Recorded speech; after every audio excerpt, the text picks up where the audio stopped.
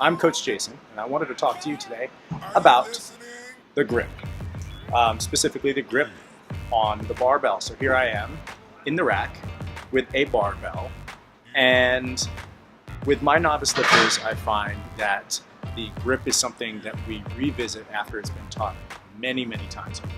So today we're going to talk about the different versions of grip, different types of bars, and how and when you would use those grips.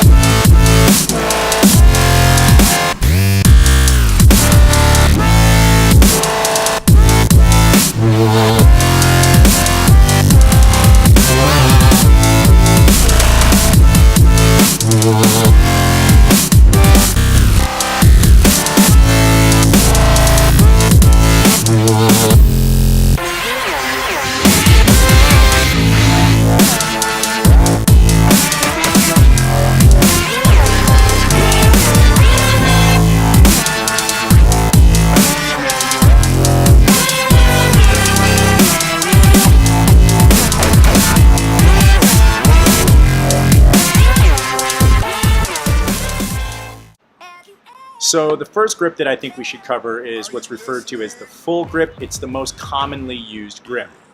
Now, in the full grip, the hand is placed entirely around the bar, not only all 5 fingers, or 4 fingers and a thumb, and it's usually with the thumb on top. Now, depending on what you're doing with this, the grip can either be taken toward the heel of the hand. This would be for your pressing movements, or down towards the knuckles on the finger side. This would be for some of your pulling based movements for the purposes of getting a better position and limiting the amount of calluses that you would get. So again, this is the full grip, and you'll notice again 4 fingers wrapped around the bar, thumb wrapped around the bar. Anytime you are over your head or over your face, as in the bench press or the press, there must be a thumb locked around that bar. That's a safety grip.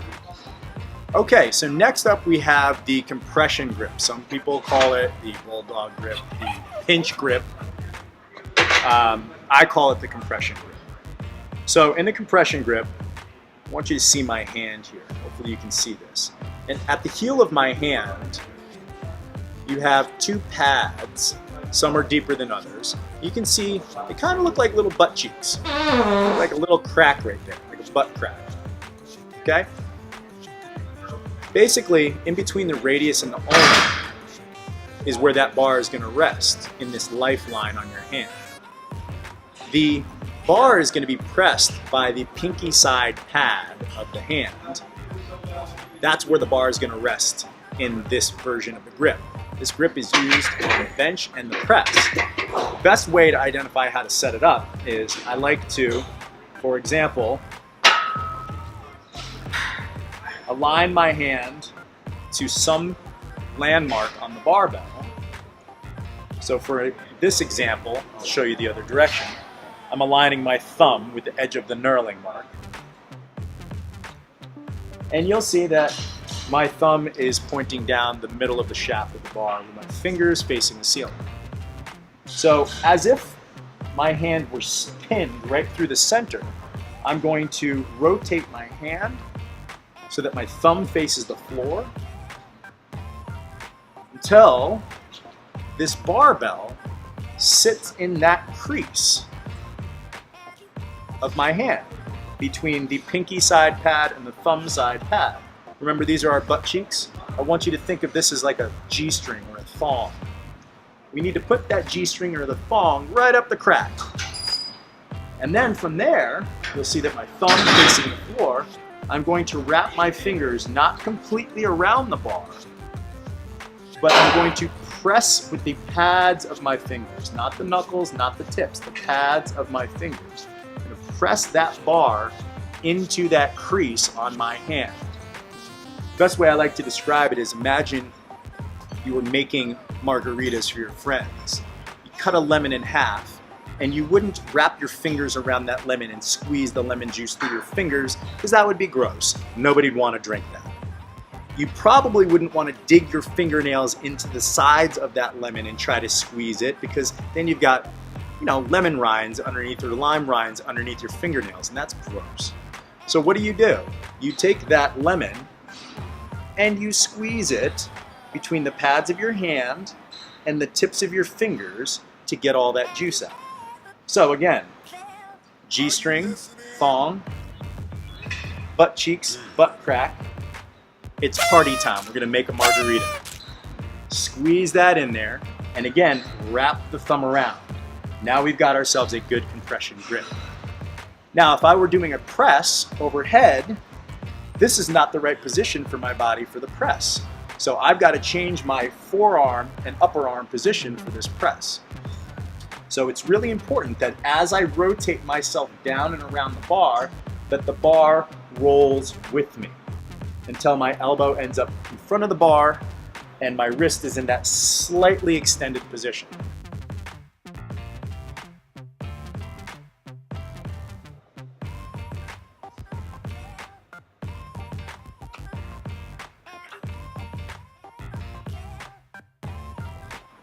You'll notice that the outside pinky side pad of the hand is directly under the center of the bar.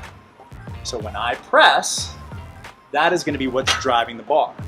A common mistake I see people make is to go through the whole process of setting up to here, and as they go and get themselves to the bar, they slip that pinky side pad past the bar, and the bar is now in the back of the hand up by the finger side knuckles, destroying the whole purpose for setting the hand here in the first place. So it's extremely important that that bar rolls with us and that our orientation of wrist and grip to the bar remains the same as it rotates essentially 90 degrees or greater into the bottom position.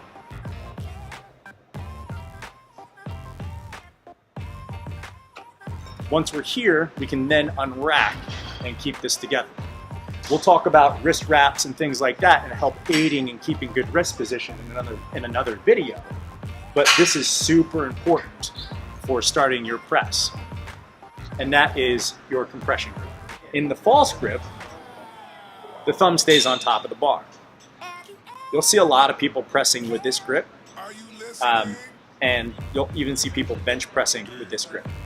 This grip is a problem because should that bar get out of your hand, you've got nothing to stop it from ending up on your head or on your face. That could be a deadly situation, which is why we refer to it as the suicide grip.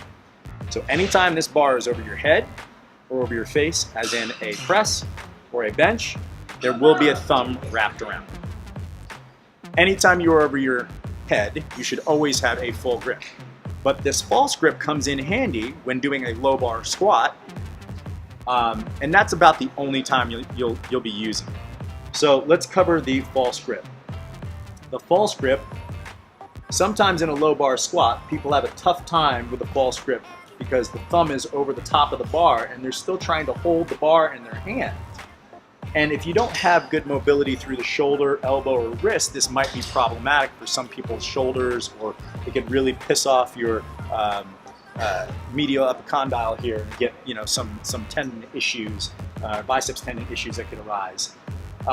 So what I've told people is it's not necessary to hold the bar in your hand during a low bar squat because the bar should be resting on your back. As a matter of fact, for example, if I had a 100-pound bar,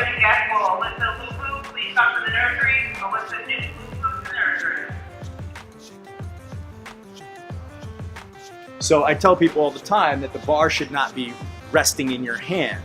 For example, if the bar weighs 100 pounds, 95 pounds of those 100 pounds should be felt on your back. Only about 5 pounds distributed between your two hands. So, an easy way to think about relieving some of the problems that come from the false grip is it's okay if the bar is resting on your back and you've got good safety set up and you've got the bar in a good position to allow the pad of your thumb to slide over the top of the elbow or at the top of the barbell. That allows you to keep a relatively flat back of your hand and a nice comfortable position, and it can take some of the tension off the elbow and the front of the shoulder, right? Because at the end of the day, this bar is actually being pressed into my back by my hand rather than being held up with it. So in the false grip, you might be able to get this position if you're very mobile, but if you're not, it's okay to let the pad of that thumb slide slightly past and make sure that you have a majority of your fingers pressing down on that bar, but not so much that you're carrying the weight in your hand. And that is your false grip, about the only time that you're going to be using that grip.